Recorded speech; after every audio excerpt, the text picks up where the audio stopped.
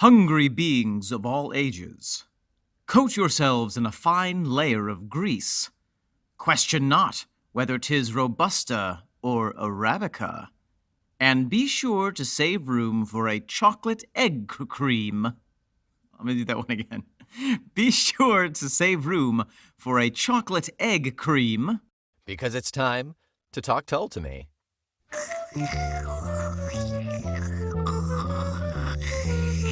You know, I never had a chocolate egg cream until I went to school on Long Island.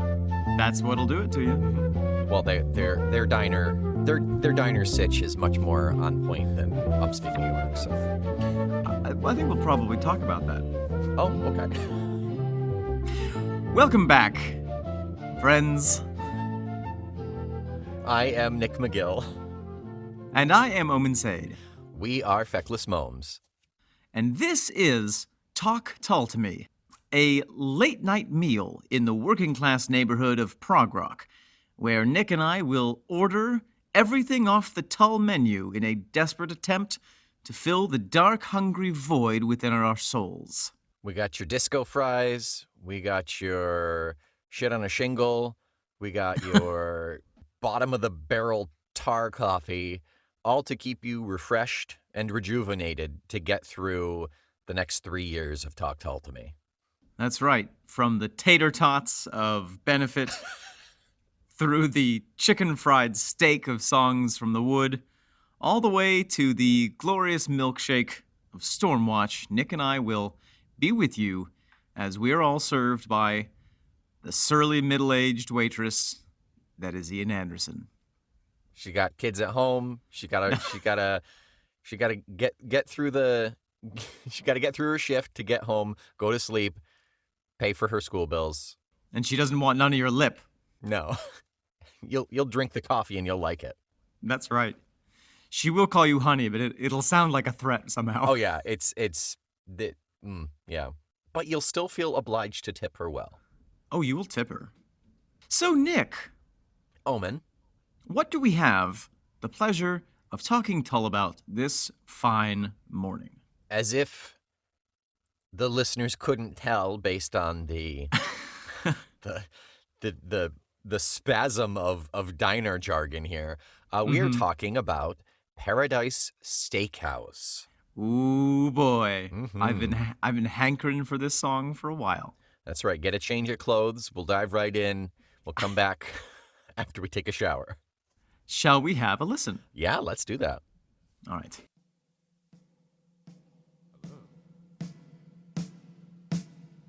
I'd like to take you to the edge of every morning on a magic guided down to a window chair. Nick McGill. Omen Sade. That is quite a song. I think we've made it clear that we both are terribly fond of this song. Yeah, I have always had a real soft spot for this song, and it's, you know, ever since I heard it, it's always been one of my favorites. What about it? What about it? Without getting too much into content, lyric, music, etc., can you just give me like a brief overview of what draws you to this song? It's a vibe, I would say. Yeah, that's accurate. That's good. It That's really, good. there's a feeling to it that I appreciate, I jive with, and that I, on some level, relate to. Okay. I think that it speaks to, wow, it's hard to talk about this without talking about the content. I know, right? That it speaks to a set of experiences that I had that were fundamental in my younger life. Okay. Well, can we get into that? Is that? Oh my God, please, can we? So let's get into that. Okay, so Nick, what is the song about? I think. What is the Paradise Steakhouse? I think this is Satan singing this song in the movie. Oh, Yeah. huh. That makes a lot of sense. I think he's saying "Welcome to Hell, baby," essentially. Wow. Nick McGill coming out with the strong concepts here. So you are clearly shocked by this revelation. Well, What yeah. does it mean to you? What do you see? Well, I had forgotten to relate it to because the idea of all this music being associated with a film is relatively new information to me. Yeah, right. Whereas the first time I heard the song was almost 20 years ago probably. Yeah, 18 at least. And so I have always imagined the Paradise Steakhouse as an all-night 24-hour diner Uh-huh.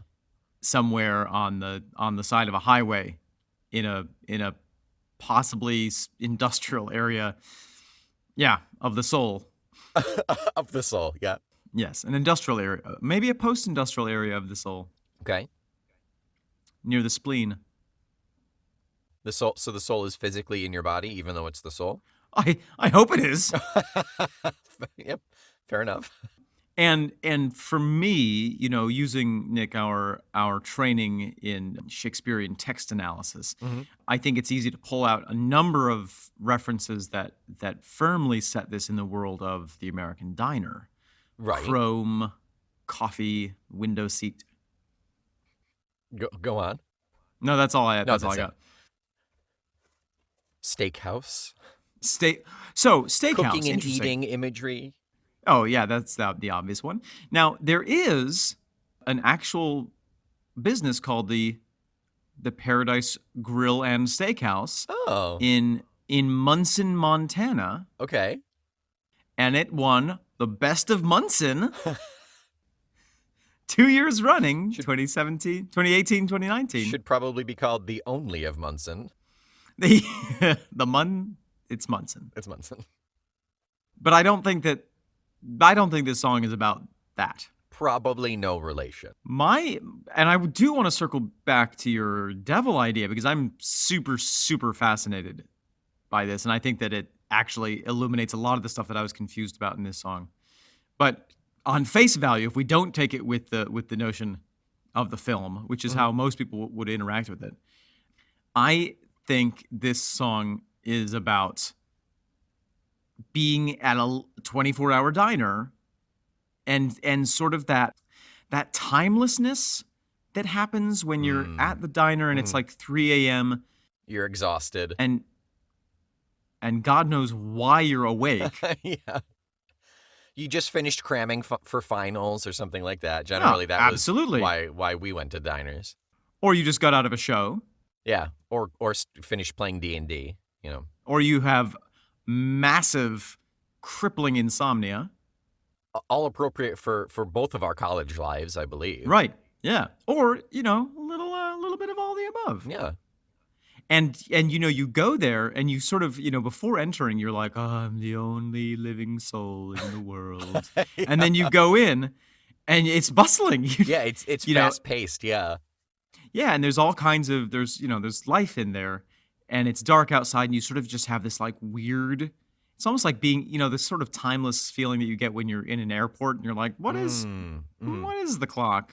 Yeah, nothing matters. Yeah. You enter this kind of temporal bubble of stuff never slows down. Exactly. Take a seat inside the sticky zone. Ugh. So that's what it means to me. And diners, for anyone who may not be familiar, are this kind of institution in America, predominantly on the northeast coast, southeast coast, and in the Midwest. As a person whose career has resulted in some late nights, I have spent many an hour at the diners of various kinds. So this song Yeah. is just a kind of a representation of a diner then? Is that really? No. Okay. So it's that plus a kind of bizarre food-related predatory sexual stalking of the late night hours. Yeah, our narrator, our main character is clearly there. It's all about food. There's a hunger there that goes beyond just let's go get a plate of chicken fingers, It's about eating the direct object, the person that the narrator is speaking desire. to, consuming. Exactly, Yeah. exactly. And that, Nick, is where I think that your idea of the devil makes so much sense and actually Yeah. relieves the song of something that potentially is really creepy. I mean, not that the devil isn't creepy, Yeah. but it's sort of like if it's the devil saying it, fair enough. Right. Yeah. The devil can get away with all of it because the devil. But if it's late night Joey talking this kind of talk, Yeah, as opposed to being some creeper sexual predator. it's just the devil. It's just the devil. That's all right. That's fine. Now, Nick, before we get deeper into the Devil's Kitchen, I do want to talk about the title, The Paradise Steakhouse. Okay. I just want to bring a little bit of regional and historical perspective here. Because I think we're both agreed that it is a diner. Yes. Yeah. So, again, some of our listeners may be intimately familiar with the workings and traditions of diners, but for any of us who aren't, it's a tradition that goes back many years in the U.S. It was, I think the actual predecessor may have actually been invented in England. Oh, cool. And it was basically a converted railroad car. Okay. That makes a lot of sense for how they look here in the States. Exactly, which is why, in fact, in Auburn, New York, there's a great example of a diner that I think actually was a railroad car. The Hunter Dinerant? Yeah, the dinerette? Dinerant, it's like a diner restaurant, which, by the way, Right. closed down, did not survive COVID. Oh, will no. not open up. Yep. Oh, golly. Yeah. That's so sad, Nick. I mean, for what it's worth, the food was terrible. Oh, don't recommend eating there, certainly. But it's a cool thing to drive past. So then a lot of then in their heyday, they were manufactured in the same way that a mobile home would be manufactured. They were completely built. All you had to do was order one. It would arrive in your location. They could fit on a very small plot of land that, that wouldn't necessarily be good for anything else. And all you had to do was park it and hook up the gas and the electricity, and you were open for business. That makes so much sense. That's really cool. Yeah. There's the mention of chrome in this song. Uh-huh. So traditionally, a lot of diners were manufactured with stainless steel exteriors. And I don't know why that is, but my guess is just like, if you're driving late at night, they're easy to see. Yeah, my guess is just sheer visibility, and when the first couple did it, it became the standard for diners in general. And I think there were only a handful of manufacturers of these early diners, and so as soon as it becomes a standard in one regard, it's just as easy to do. Right. It's everyone does it. And then specifically, I want to talk about the name. Okay. The reason that I always thought that it was a diner is because of the name, the Paradise Steakhouse. In my experience, diners often have these like strange, kind of overblown names for what they are. Huh. Okay. In Chicago, there's a chain of diners that all are called the Golden Something. There's the Golden Nugget and the Golden Angel and the Golden Wheel, and they're like, it's almost mythological, these names. Okay. And then the one that I went to when I was at Sarah Lawrence was called the Argonaut. Yes, I remember that. Yeah, we went to the Argonaut. Yeah. So, that being said, I think that the description of this diner is probably inspired by Ian's travels in America in the 60s and 70s when they no doubt would have stopped at some of these establishments late at night. It's highly possible. Definitely. Now, Nick. Yeah. So, Nick. Yeah. That's a little bit of the cultural and historical context about what may have inspired this song, but let's look at the song itself. Yeah, definitely. Do you want to do music? I don't really have anything musically to talk about. It's very Tull sounding with a little extra dirty grunge to it. Yeah. So right at the very beginning, there's something I want to highlight, which is that as the drums kind of pick up in the very, very top, which is, I think, the first instrument that you hear Ian do this kind of, Oh, okay. It's at the very, very top. It's kind of interesting. Okay, I'll look for it and drop it in if it's even really discernible. Yeah. And then the chunkiest gravy of a bass line is poured over the entire thing. Mm-hmm. Delicious. I'd like to take you to the edge of every morning. I think that this song has one of the best flute hooks augmented by the guitar of really any song.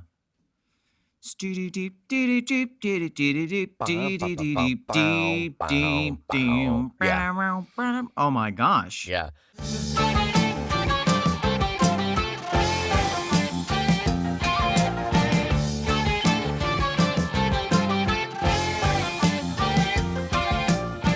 Yeah, it has that, like, just does not pass the health code inspection feel to it. It's, Yeah. I think I will continue to say it, like, it feels so gosh darn dirty. It feels Yeah. dank. Yeah. In a profound way. Yeah, profoundly dank. The guitar break, Martin's first guitar break on this song, reminds me a little bit of like the style of Catfish, Oh, interesting. Okay. but I don't know. Maybe that's just me. I don't know. I'll take another listen to it and see. I don't know. I'll have to re-listen to it. It didn't strike me as that upon just this most recent listen, but No, I'm not ruling it out. I'm also, I do love Catfish, and so every time that I hear anything similar, I'm like, ah. Oh, Catfish. And then we have like a really interesting rallentando before the very final verse, and some false endings, and then that really bizarre kind of double false ending. Yeah. What?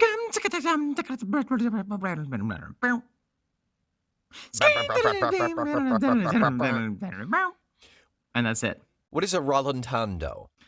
A rallentando is a delicious kind of a pasta from. Oh, wait a minute. No, that's something else. Rallentando is just something that when the tempo slows down quite a bit. Oh, okay. Just a slowing down Yeah, of things. I'm pretty sure. Is that not a retardando? They're different for some reason. Yeah, it's a lot like pasta, where they all have these like fancy Italian names, and more often than not, they're pretty damn similar, aside from like a little line across this little noodle or something. And people die over They will- over it. yeah, People they- fight they- over it. Regions in Italy will destroy one another based on whose pasta is more appropriate. Tune into our other podcast, Parlare Pasta a me. Noodle with me. Oh God. Dish dough to me. Oh, there you go. Yep. So, yeah. So that's really all I have musically. Okay. It's a gorgeous song and I love it. Mhm. Yeah. It's super Tullian, but there's something more there that takes it to the next level. And you know what I think that something is, Nick? Is it the noodles? In a way, it's It's everyone's noodles. it's Satan. Okay. Well, I mean, It's the Satan sauce. it's It's the devil dip. Ugh. Oh my goodness. It's the Beelzebub buffet. Mephistopheles' mayonnaise. No, oh my God. Mm-hmm. I've never been prouder of something coming out of my mouth. Yeah. Oh, so good. Okay, so it's are you being facetious, or are you saying it's the theme of the aspect of Satan, and therefore that's what brings it darker and more kind of grittier? I think absolutely. I'm 100% on board with your theory, Nick. I think it completely makes sense for all the lyrics and even the title itself, the Paradise Steakhouse. Yeah. And if you look at the structure of the song, well, first of all, because Lucifer fell from heaven, Mhm. and so I can imagine the character of the devil setting up a restaurant and calling it the Paradise Steakhouse. Yeah. Like there's just something very appropriate about that. Right. And Paradisio, Inferno, you can't take Satan out of it. Like, you just can't separate Satan from the idea of heaven or hell or even purgatory. Like they're all it's a great big Venn diagram. Yeah, he's one of the pillars that holds up the whole structure. Yeah. And then if you look at the format of the song, the first two little stanzas, 4 lines each. I'd like to take you to the edge of every morning on a magic eider down to a window chair. I'd like to take you to the edge of every morning on a magic eider down to a window chair. Is very tempting, and as one of the things that we know about Satan, Nick, is that he is the tempter, the great tempter, great temptinator. We start temptations. Gladys Knight and the Pips. We start out. This song is very it's very generous. It's very. There's nothing scary or threatening about it, except the bass line. Well, yes. Lyrically, there's nothing terribly scary or threatening about it. Right. It sounds like, oh yeah. Like, okay, sure. Take me down. Take me down to that Paradise Steakhouse. Take me down to the Paradise Steakhouse, where the fries are cold. Make a steakhouse. But then in the third stanza, classic rhyme scheme right there. Yeah, Steakhouse and Snakehouse.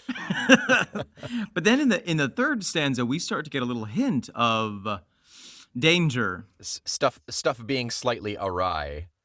Try not to watch me. Just call me after darkfall. Yeah. Try not to watch me. Just call me after darkfall. Which on one level is like, yeah, like in pre the Satan theory, I was like, yeah, you go to the diner after dark. Makes sense. Yeah, and you're meeting up with a sordid a person with whom you're having a sordid affair or something, Sure. Yeah, that happens at diners. Yeah. It's nothing says romance like a chrome diner. Yeah. Romance and also maybe drug deals. Mm-hmm. Yep. Also usually happens after darkfall. Yeah. I'll bring a whip to sow my seed in your land, or on your land, perhaps. Yeah. I'll bring a whip to sow my seed on your land. That's quite a turn. It is. So without Satan, that's just like super kinky. With Satan, it's like, oh yeah, Satan has a whip, of course, for the punishments. Mm-hmm. And to sow a seed of evil or of sin. Right, a seed of temptation, a seed of... Yeah, that's his function. Mm-hmm. Yeah, I don't think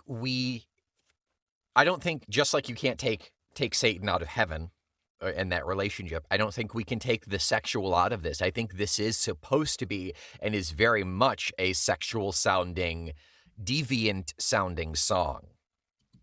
Yes, I agree, and I think that the subject of it, or at least the narrator of it, being Satan, helps make that more palatable and gives it context rather than it just being like sexy food, yum yum yum, which is like, a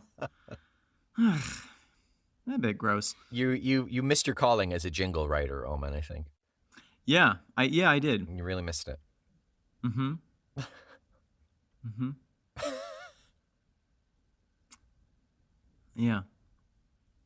I'm trying to think of any jingles that are coming to my head that would be appropriate for the radio, and none of them are. Nope. About sexy food, you're saying, or yeah. I don't think you need to try. I think I think the one you just gave us was more than sufficient. Yeah. So then we get into this eating imagery. Yep. Nick. Once the hook has been set, as it were. Once you've drunk the coffee, you're in for the ride. Yeah. I'll cut you, divide you into tender pieces, no wings to fly away upon, my dear. Wow. I'll cut you, divide you into into pieces. No wings to fly away upon my dear. See, Nick, yes, this is making sense. Both no wings for you, also no, like that's also a thing that you can eat, so it Yeah. kind of fits in. Correct. And also no wings for me, because I've been deprived of them in my fall. Yeah. But also, if you're down here with me, you're in hell, meaning therefore you're not an angel, so you also do not have wings. Yeah. Oh, absolutely. Yeah.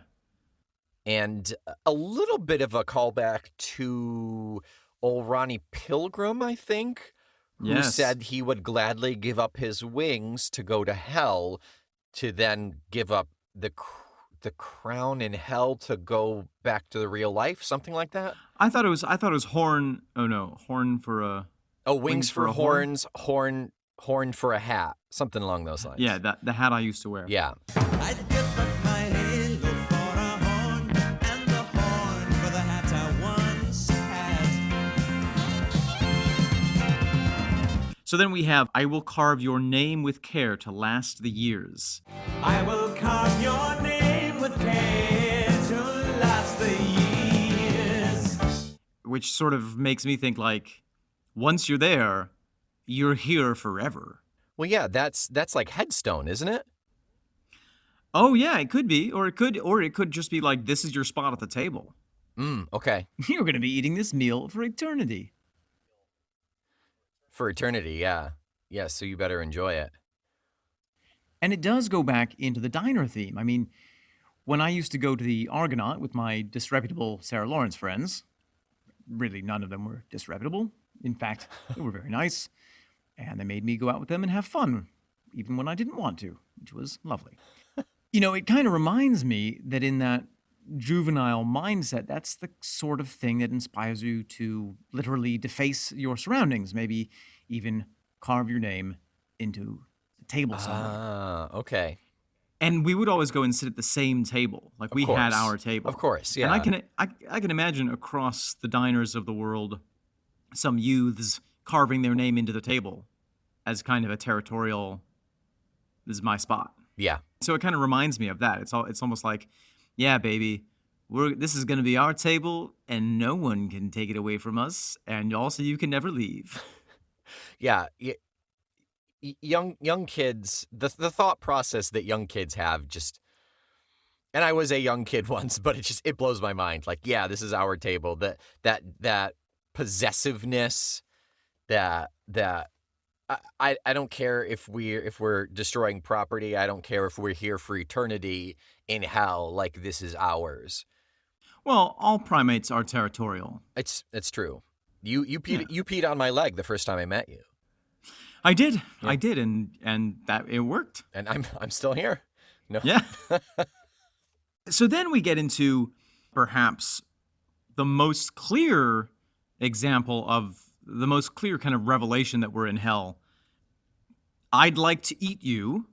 Now, if we recall back to our Dante Alighieri in the end of the Inferno, we see Satan represented with 3 heads, each gnashing between their teeths, the 3 great betrayers. Yeah. Judas, Brutus, and Cassius. So the image of the devil eating someone is well established. Sure. All fire will consume you. Well, that's kind of an easy one there. Roast on the spit of love, Nick. On this arrow true. Yeah. Do you wanna? I'd like to eat you. All fire will consume you. Roast on the spit of love. On this arrow true. Do you want to tackle that one? We could leave it to interpretation. You know, it could be talking about those kebab meats, Yeah, it could. because there is a big Greek influence in diners, especially in the Northeast. Yeah. Everyone on Long Island. So it could be. It's not inconceivable that you might see a big stack of meats roasting on a spit. Each one, perhaps, the soul of a person who's lost their way. Yes. Or That, or it's a penis. we'll go back to the creeper sexual thing. Could also be one of Satan's probably multiple manhoods. Yeah, the devil's ding dong. Manshood. Satan's. I don't want to. I don't want to play the analogy game on this one, or the alliteration game rather. Yeah. In the Paradise Steakhouse, I'll taste every finger, picking in the ashes till the flames rise anew. In the Paradise Steakhouse, I'll taste every finger, baking in the ashes till the flames rise anew.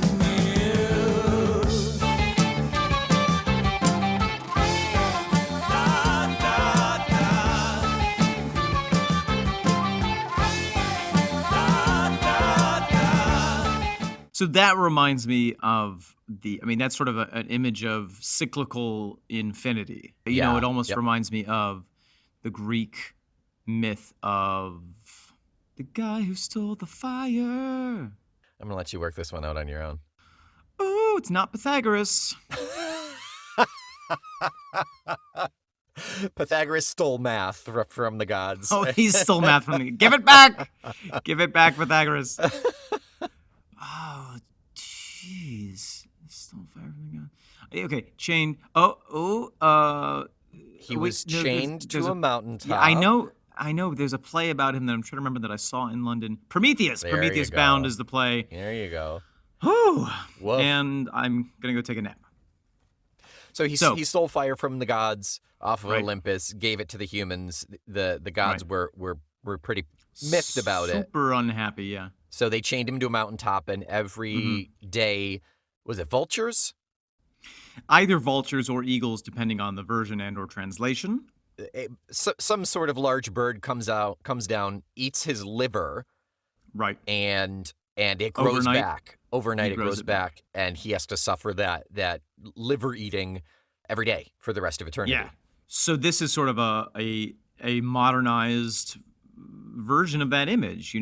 I'm going to roast you over a fire and eat you until all that's left is your fingers and the little bits that I'm picking out of the ashes, and then I'm going to do it again. And then, you will be back. You will be back, and I will do it again. From the ashes, you'll reconstitute yourself into a being that's capable of feeling pain, and then over and over again forever. The most grotesque phoenix analogy I could think of. Yeah. Very good. Very, very good. Very delicious. Very delicious. Very good. So, Nick, let me ask you a question. Yeah. You are a known enjoyer of coffee, Correct. I have a mug in front of me right now. as do I. Oops, nearly got it on the microphone, but that's fine. Please God, no. Do you like diner coffee? It's been a long time since I've been to a diner. Okay. So, and I have not been to all diners, so I cannot speak for all diners. However, Okay. traditionally, the idea of diner coffee is swill. Mm-hmm. And that's certainly what it is, how it is perceived in kind of the public mind. Yes. At least among coffee snobs like us. and there's a certain degree of pride that comes with diners and their coffee, I think. Yeah, it's our swill. You don't go to a diner for the coffee. You don't go to the diner for good coffee. You go to the diner for coffee, but Sure, not for definitely. good coffee. Okay. That was a brilliant evasion of my question. Well, what was the question? Do you enjoy drinking the diner coffee? I don't hate it. I don't mind drinking diner coffee because it is part of the experience. Because it's never burned, which is the worst kind of coffee to have. Yeah. It's never burnt. So having kind of weak, watered down coffee is not the worst kind of coffee to consume. Okay. And you're usually having it after To wash down to wash eggs and bacon. eggs and bacon and pancakes, or a greasy burger, which was my usual go-to at the Sure. diner. So it's not the worst coffee I've ever had. I'll give you that. Oh, thank you for that lovely trip on the roundabout of Could have just of memory. Could have just said yes. What was the question? Nick, will you open a diner and serve good coffee? And we will call it the Silver Anderson. This just emblazoned on the side. Beautiful. Yeah. It'll have a full chrome statue of Ian on one leg at the top. Oh yeah. Yeah, the early Anderson in one-legged pose. Yeah, definitely. And it'll only serve Jethro Tull themed dishes. Yes. Fried catfish rising. Of course. That's pretty much it. Beastie burgers. Oh, yes. Yeah. Heavy horse pancakes. Benefit bacon. Saucity egg creams. I don't know. Saucity urine egg cream. Saucity sausage. Oh yeah, there you go. Saucity you're a sausage patty. Saucity you're a sausage patty. Yeah. Great. Sold. If anyone wants to invest, let us know. Yes. We're in send development phase right now. Your check for $200,000 to momes@fecklessmomes. Yeah, email it, please. .momes. Nick, anything else that we want to say about this song? No, I don't think so. I just like the imagery of a magic eiderdown, that you are transported to hell or the Paradise Steakhouse on a magic carpet, but an eiderdown is a quilt, right? Yeah, eiderdown is very specifically from a duck. It's a baby duck, right? It's a specific species of duck that I think is found in like Iceland and Greenland. Oh wow. So it's a very in one of the Jules Verne books I read, that there was one of the characters is an eiderdown hunter, and all that means is that he very patiently waits for the birds to make their nests, and then he goes and just takes from the nest some of the down, because they use their own down to like line the nest because it's cold. But I think that's part of the temptation. It's yeah. You're alone in the dark night of the soul. Let me wrap you in the softest blanket ever created.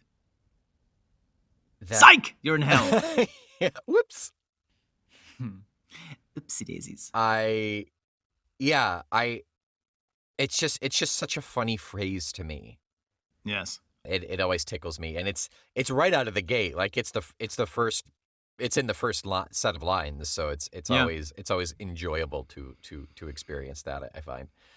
Yeah. But other than Magic Eiderdown, no, I mean I think we've gushed sufficiently. We've gushed sufficient about Paradise Steakhouse. I agree.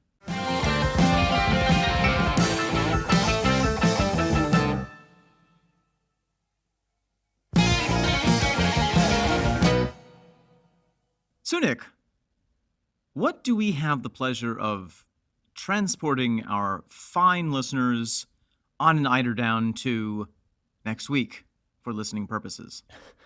Next week we will lie down on an eiderdown. We'll lie her down to Sea Lion 2. Oh, just when you thought it was safe to go back in the sea lion cage. A wacky number. Wacky jaunt. Yeah. But until next week, why don't you... Yeah, give me something. You got to have something, right? Until next week, you don't have to dine on leftovers. You can create a home-cooked meal of all 5 nutritional stars and serve it on a plate of a positive rating for Talk Tull to Me. I'll take it. I'm good with that. Yeah, we'll do. Yeah, come on back next week for Sea Lion 2. Thank you so much for listening. As usual, rate us, review us, send us emails. How do you like the podcast? how did you get into Tull? How did you get into Talk Tull to me? The usual, momes at fecklessmomes.com. And Yeah. why don't you check out the other Feckless Momes podcast called Hey, Random Encounters? that's a great idea. Yeah. Yeah. While you're there, if you're a great It's big about nerd monsters. like me, it's about monsters and Dungeons and Dragons. So Who doesn't love that stuff? I certainly do. Mm-hmm. And lots of other people do too, Nick. Yes, correct. Until next week, I am the fallen angel known as Omen Sade. And I'm the slippery sea lion known as Nick McGill. We are Feckless Momes. And this is Talk Tull to me.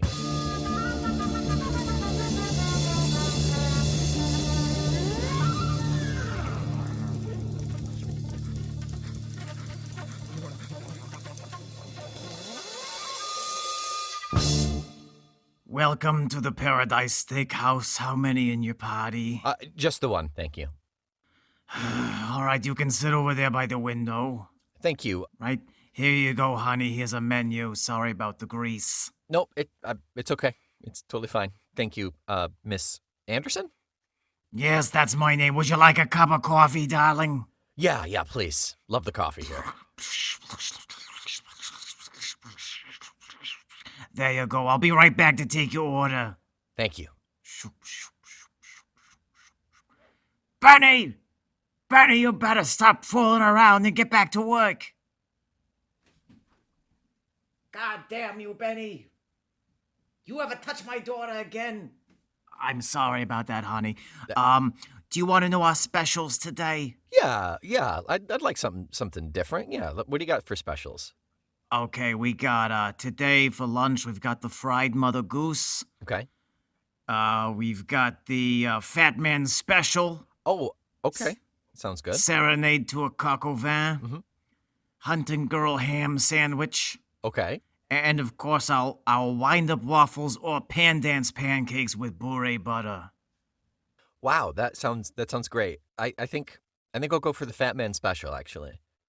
Okay, honey, that's very popular. Do you want that with a side of backdoor angel food cake?